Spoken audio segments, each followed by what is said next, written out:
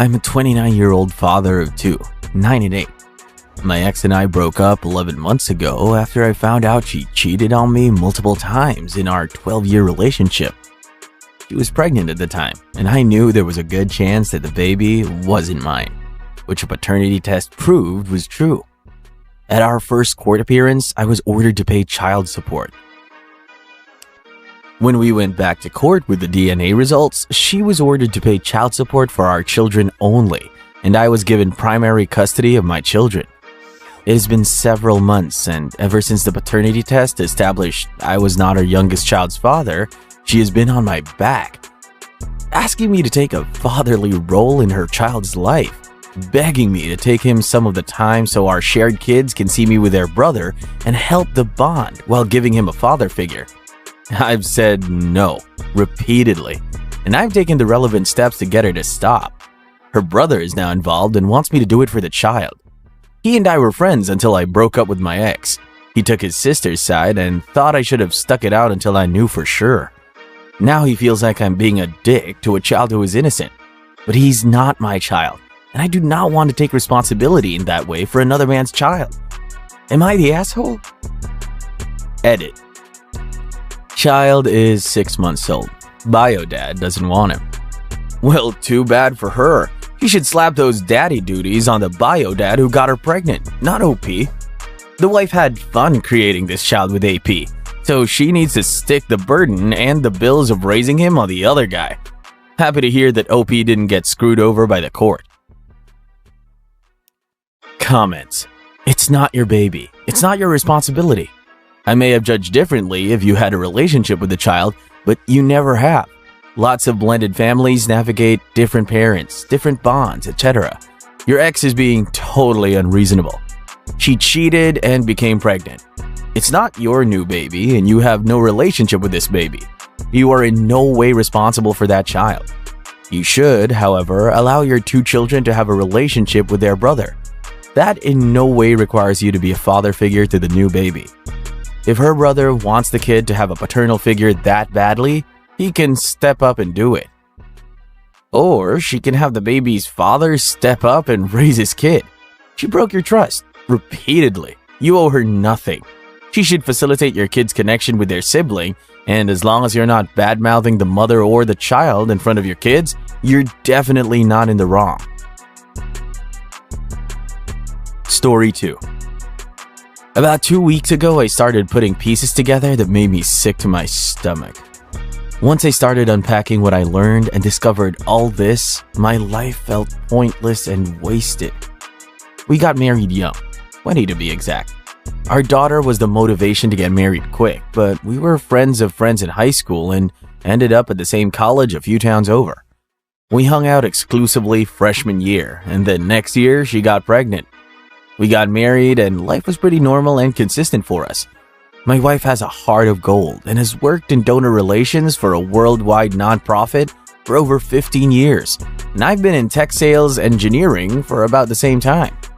Our daughter moved away last year to go to college in Europe and is very motivated and driven and independent. My wife's parents live within an hour from her university, and that made us way more comfortable with the idea.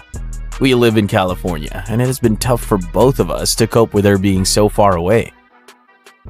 Around October 2019, my wife started working out of town a few nights here and there to supposedly travel to San Francisco, Sacramento, and Las Vegas for work events and donor engagement meetings.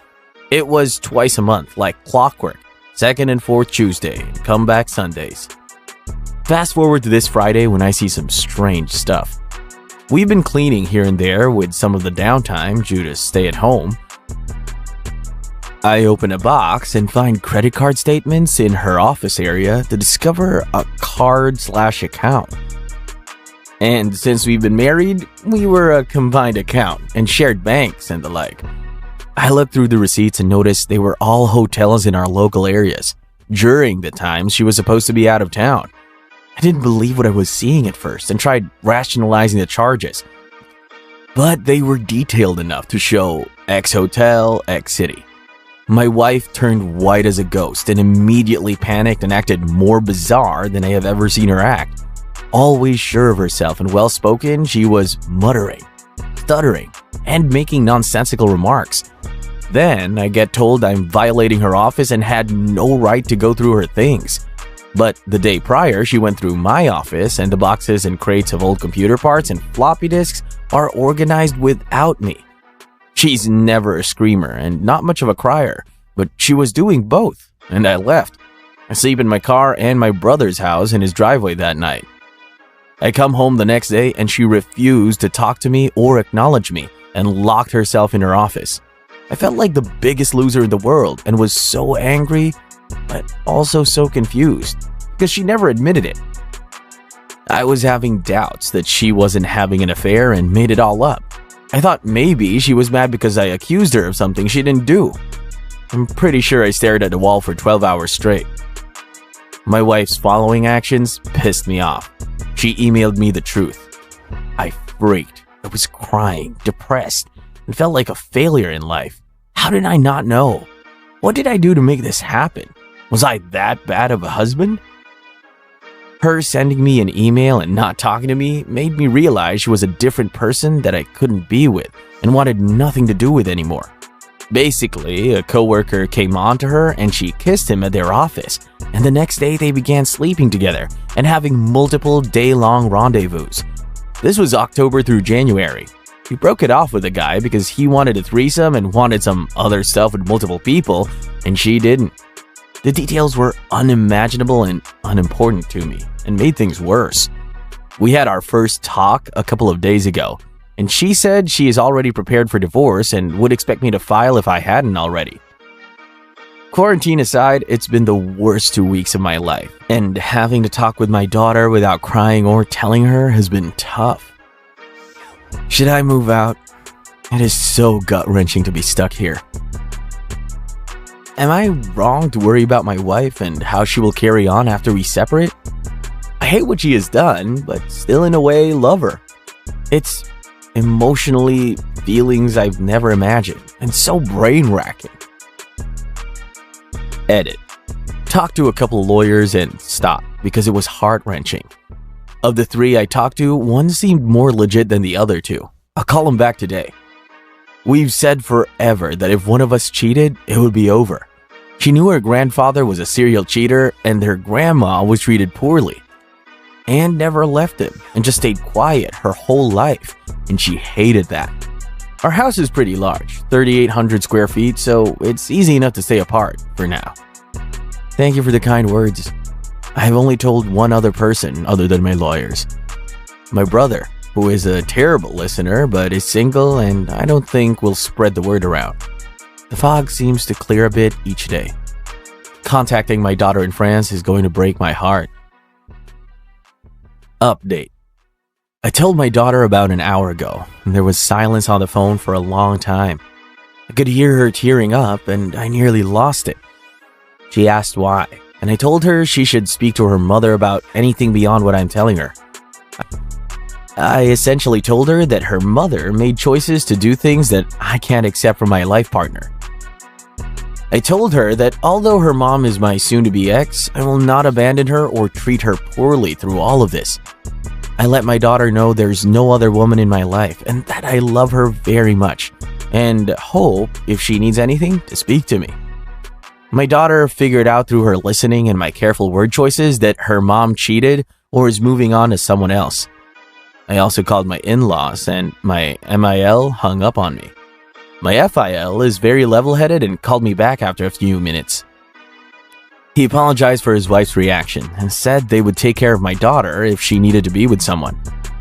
My soon-to-be ex-MIL will call my wife if she hasn't already, and that is the first opportunity I have to see how all of this will play out. I have a 30 therapy session tonight and feel so empowered by telling my daughter. My father passed already, and my mom is my next call later today. Having beers with my brother helped a lot. He's not the best to listen and be touchy-feely, so that was actually a good thing we talked about stuff other than all this drama. I know there is hard work ahead and some difficult decisions to be made, but so far, the last 24 hours have been good. Official first meeting to deep dive with a lawyer is Monday, 9 a.m. Thank you all for being a sounding board. Do not show the email to your daughter. It'll absolutely break her. The priority here is you and your daughter. Don't do anything that'll likely jeopardize either of you mentally. Do not move out under any circumstance. Don't let her manipulate or take advantage of you. Good luck. Comments. Talk to a lawyer and follow their advice. Keep all documentation that you can. Emails, screenshots, etc. and show them to your lawyer. Absolutely be ready to file. I feel her throwing that out there first is more a distraction than feeling you will really do it, aka baiting and chiding you. Secondly, after hearing from the lawyer and what legal advice they try to give, ask them if moving out or her is akin to abandonment. What you want to do is not rock the boat or get in a position where what actions you do can have ramifications in the divorce. Here's the thing, you need to tell her to move out. Not only does it make for a better legal stance, but she's the one who committed the betrayal, not you. Sit her down. Tell her she needs to leave. She's damaging your mental health by staying, and she needs to know that this marriage is over.